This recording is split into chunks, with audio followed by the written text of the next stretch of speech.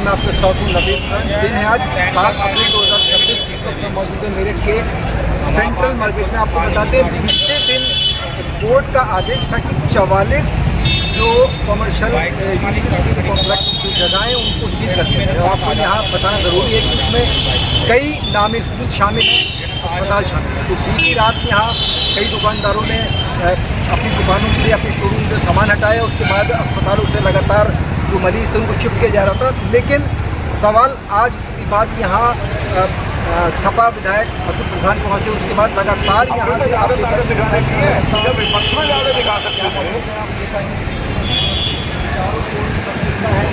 सभी आए। लेकिन सवाल यह है कि समाधान जो आदेश है और जो व्यापारी नेता है, व्यापारी लोग, उनका कहना है कि अभी तक ये आदेश अपलोड नहीं हुआ है सील का, तो सभी उसका इंतजार है। लेकिन हमारा सिर्फ सीधा सवाल यह है कि आदेश है सीलिंग का, सभी लोग यहाँ आ रहे हैं, लगातार व्यापारी आ रहे हैं और सब लोग इकट्ठा हो रहे हैं, लेकिन सोल्यूशन किसी के पास नहीं है। यानी 44 भवन है जिनको सील किया जाना है, उसमें कई अस्पताल शामिल हैं और कई सारे स्कूल शामिल हैं। सुप्रीम कोर्ट का आदेश 44 भवनों की कार्रवाई, क्या कहना चाहेंगे आप? क्योंकि शुरुआत से जब से यह प्रकरण शुरू हुआ है लगातार मुझे यहाँ देखे हैं और आप व्यापारियों के साथ तैयार रहे हैं, तो अभी आपका क्या कहना है? मेरा नाम जीतू सिंह नागपाल है, मैं जिलाध्यक्ष हूँ मेरठ से। और मैं आपको इतना अवगत कराना चाहता हूँ कि पिछले माह मार्च के महीने में हमने 50 करोड़, यहाँ व्यापारियों ने 50 करोड़ की एक धनराशि आज विकास के खाते में डाली है, जिससे हमने कहा कमर्शियल हो जाए और कमर्शियल करने के लिए, जिसकी उन्होंने हमें रसीद दी। अब हम ये देखते हैं कि कल हमारी तारीख थी, तारीख पर जो हमारी जिन्होंने पैसे जमा कराए उन्हीं लोगों के यहाँ पर सीलिंग के आदेश आ गए। तो वो पैसा कहाँ गया? आज विकास क्या कर रहा है? जज को क्यों धोखे में रख रहा है? मैं माननीय सुप्रीम कोर्ट के जज साहब से निवेदन करता हूँ कि यहाँ से आधे घंटे का रास्ता है दिल्ली से मेरठ का, आप अपने लोगों को भिजवाइए और दिखवाइए यहाँ व्यापारियों क्या हाल होगा।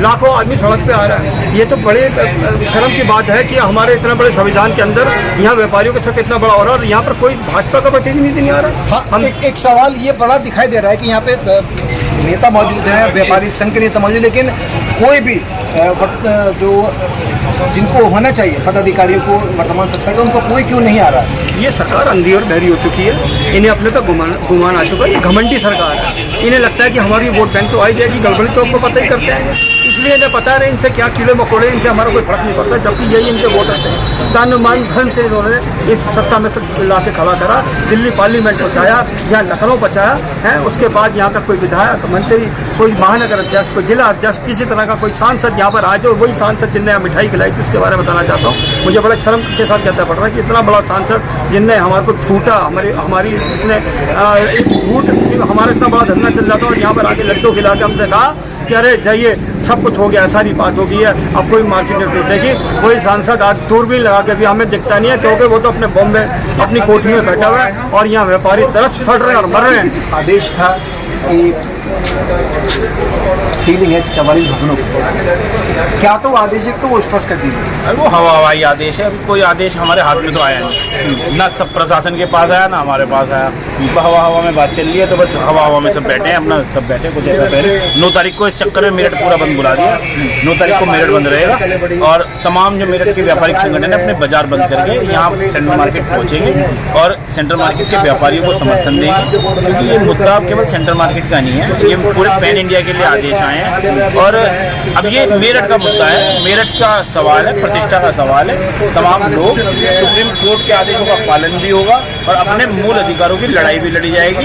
हम सभी लोग यहाँ पर व्यापारियों की लड़ाई लड़ने के लिए प्रतिबद्ध हैं और तमाम लोग लगातार लड़ते आए, कल भी लड़ रहे थे, आज भी लड़ रहे हैं और लड़ते हैं। भाई कल जब मीटिंग हुई वहाँ पर ऐसे कोर्ट में सुनवाई हुई, उसके बाद लेकिन और जब से लेकर अब तक लगातार व्यापारी नेता मौजूद हैं, सभी मौजूद है, लेकिन कोई भी जनप्रतिनिधि यहाँ मौजूद नहीं है। इसके लिए आप क्या कहेंगे?